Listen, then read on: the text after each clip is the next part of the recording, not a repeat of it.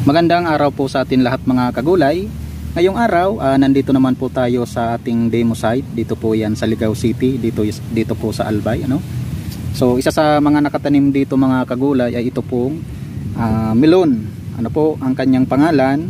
Sweet Harmony F1. So ito po yung bunga ng melon. So namumunga na po itong melon natin dito. Yan. Ano, bagamat palagi pong nag-uulan dito sa Albay. So makita nyo itong melon, nagbunga po siya mga kagulay, ano. So matibay siya sa ulan. Yan. Ano po? At dito marami po yung naibunga niya. So yan. So kung titingnan natin, ito bunga, yan bunga. Yan pa, ano? So bunga. Ano po? Yan. At napakarami pa po. Ano? So yan.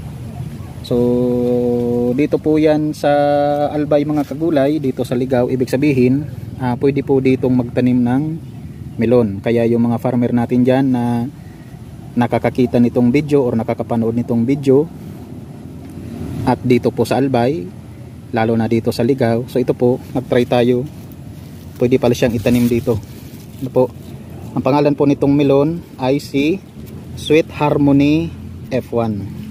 So si Sweet Harmony F1 mga kagulay, ang kanyang bunga, so pabilog po siya. Ano po? Yan.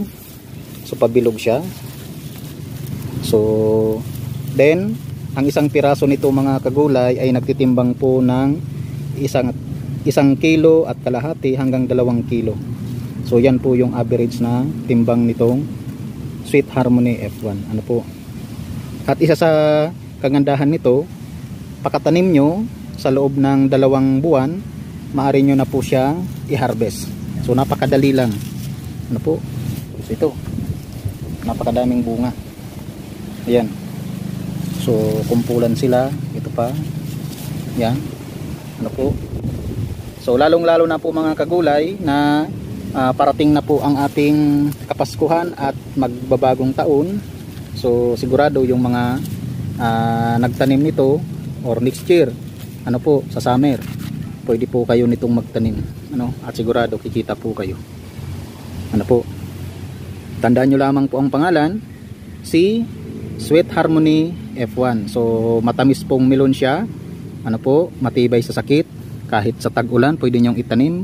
Kasi dito sa lugar, dito po sa Albay, ay palagi pong naulan. So ayan, nakikita nyo, namunga po siya. Ano po? So yan. Sweet Harmony F1. Yun lamang po. Magandang araw sa inyong lahat.